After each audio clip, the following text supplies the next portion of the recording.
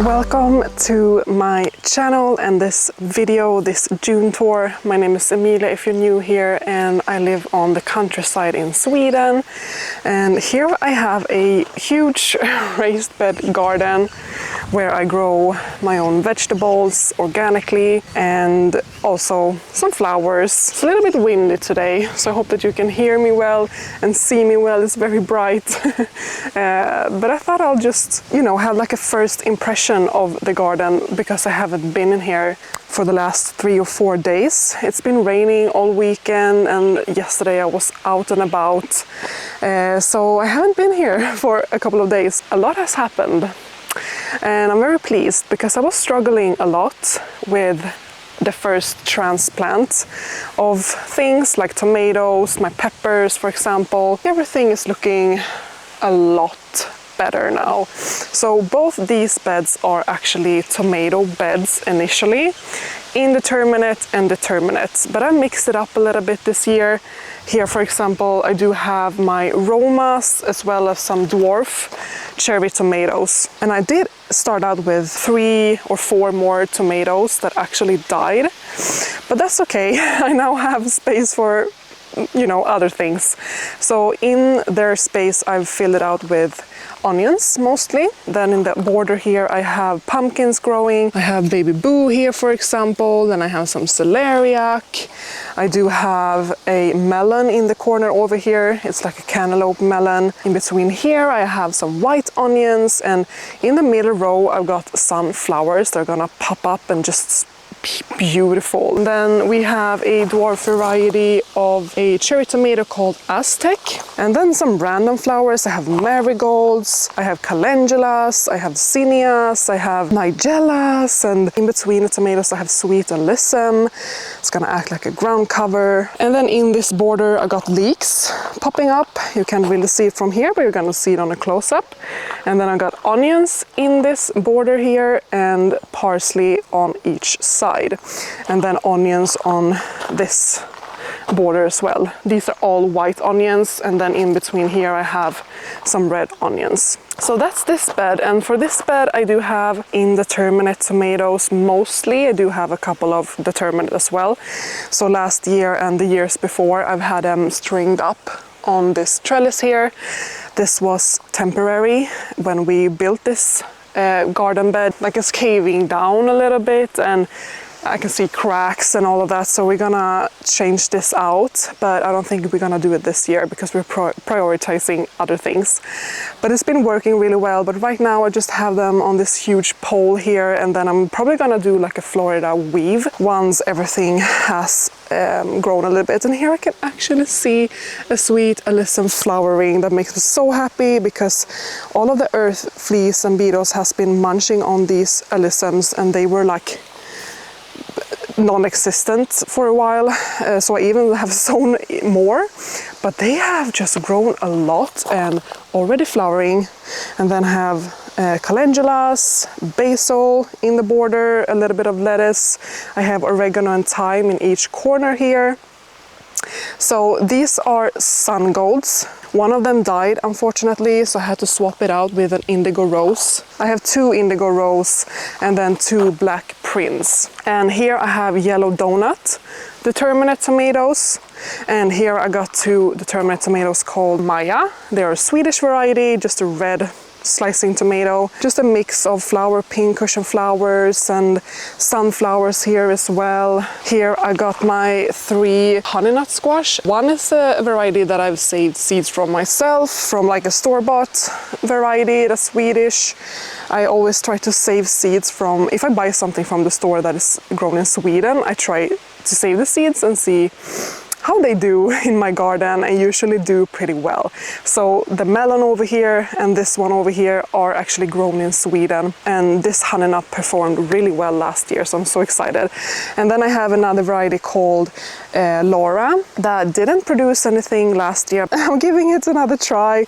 I think everything deserves a second chance in the gardening world. And then I got nigellas popped in here as well, along with a row of bush beans, green beans, onions, and then I have a row of carrots and a little bit of lettuce over here as well. This is my most recently planted bed. So this one is quite bare, but it's my zucchini bed, and from experience, I know that zucchinis really take over. They just like to sprawl out, take over the whole bed. So this year, I didn't want to cram it in with other stuff. I just have space for the zucchini, and I did have trouble with germination, which usually don't happen with zucchini for me, but this year it did for some reason. So I have 2 8-ball zucchinis here. They're gonna fill out this whole section here, along with some strawberries here. They are actually temporary because I just needed to get them in the ground. You know, I had this blank space and I put them here. If we get strawberries this year, excellent, but I don't expect anything from them. I just needed to get them in the soil basically. So I'll probably move them next year. I do have a dedicated bed for strawberries behind me, and I do have some spaces still to fill out. I do have a couple of corners and a little section here, but then in here I've nestled in a couple of sunflowers. I do have zinnias in here, a variety called Profusion, white and apricot, that I have scattered around this area because I am getting married in a couple of weeks, and I'm really hoping that they will grow flowers until then, because I want to make my own bouquet. And then I got this teepee trellis here that I have different kind of beans. So I have runner beans and I have fava beans, and then I have pincushion flowers and other varieties of zucchini. So one is called Soleil and the other one is called Genovese. It didn't pop up. This is the 3rd time, so I'm thinking maybe the seeds are old. We'll see if we get some, otherwise it's fine. And then I got a beautiful thyme here in the corner, and I planted a few seeds, parsnips and nasturtiums. We'll see when they come up. But then this bed is really exciting because such a mix of things. I just love mixing things like this. It creates a biodiversity, it's healthy for the plants, for the soil, for everything really, for insects. It like they help each other in magical ways. So here I got some beautiful brassicas. I got a Napa cabbage and I have point cabbage, and here I have the most beautiful kohlrabi I've ever grown.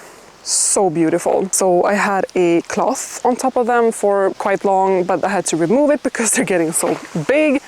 And then beautiful fennels here along with some leeks. They're getting a little bit shaded by the cabbage here, but they are looking fine and healthy, so that's fine.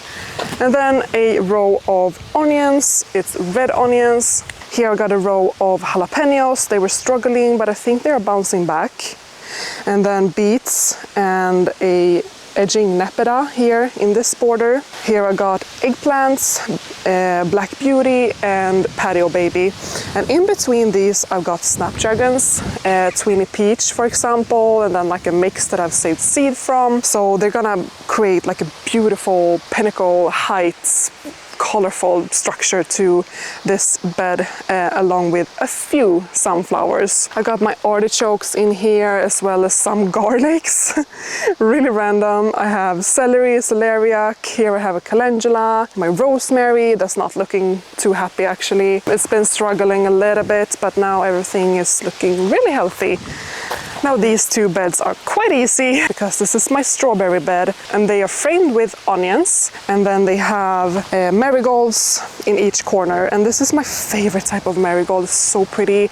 I save seeds from them every year. I love them so much. Different color during different stages. So in the beginning, like when they bud out, they are this deep burgundy color. Then they get sort of burnt red and then a little bit of yellow and orange. So pretty. I haven't actually tasted the strawberries here from my new varieties because my son likes them so much. But yeah, I have my old variety that I've kept for years. It's called Corona and it's June bearing. And then I expanded my strawberry season with ever-bearing strawberries. So here I got a variety called Ostara. And then I have a whole tray of more strawberries, El Santa, that I need to plant somewhere. And then here is my garlic bed. and they are, you know, getting a little bit brown on the tips. They're so tall now. They're actually buried really deep. The soil has sunken so much. It's still so low, even though I've filled it up a little bit, but I just have a couple of herbs. Here is a parsnip going to flower. These are from last year. So I might actually pull them up today and see if they are even edible. Then I have cucumbers and edamame beans here. I have a pickling cucumber called Ver Petit, and then the edamame I don't actually remember the name of. Then I got a like vining cucumber, long cucumber called Tanya that hasn't germinated yet. Yeah, so when I go to pull this garlic, I actually have my fall sowings already in my growing room. They're just tiny seedlings for now, but when I pull this up, I'm gonna plant this out with a fall crop so that I can use one of these structures here to protect them with some sort of cloth. And this bed behind me is so lush. I have so many butterflies and bumblebees on my chive flowers here, but let's start here because I have my peppers in here, my sweet peppers. I have snacking red, snacking purple, Regen. Regen is my favorite. I got a couple of carrots, I got oregano, I got Zinnia Thumbelina here in the border back here, and a mix of the profusion zinnias that I talked about earlier. I got a beautiful marigold that I've also saved seed from. It's like a yellow variety with dark leaves, so pretty. And then I have 3 dwarf cherry tomatoes called Vilma, calendula, and then yeah, it's not much else to this bed because I initially had 2 more peppers here that died. I've been struggling with peppers, but I had grubs this year, which might be the reason. And then here I got beautiful dill. I never had this much dill before, so beautiful. And then I have chard, just looking beautiful. They're really grown so quickly the last week. It's insane. I got carrots, I have my chives, and I have 1 shishito pepper because the other ones died from grubs, I think, and then 2 Anaheim chilies. And here somewhere in here I just need maintenance, honestly. I have beets that has grown a lot as well. I have zinnias, they're budding. This bed is thriving. If they have each other like this, shading the soil, they give each other support, like they just really thrive. So that's one of my main things in my garden, is to try not to plant the same things in the same area. Like I try to just mix everything as much as possible. And this is a perfect example of that. I have pumpkins in here, decorative pumpkins. I have a beautiful nasturtium in the corner. Yeah, I have a couple of sunflowers. And that basically concludes this tour. That was really quick. Just an overview of everything. But this is what it looks like in the beginning of June, or mid-June actually now. For me, it's 17th of June today, and this will go up on Sunday. So the next tour will be in July, and that will be a lot more lush and full and hopefully ripe tomatoes and zucchinis and bell peppers, etc. Thank you so much for watching. I really enjoy making these tours and looking back at them, but stay tuned. So much more coming, but this is what it looks like today. Thank you so much for watching. I will see you in the next video. Take care.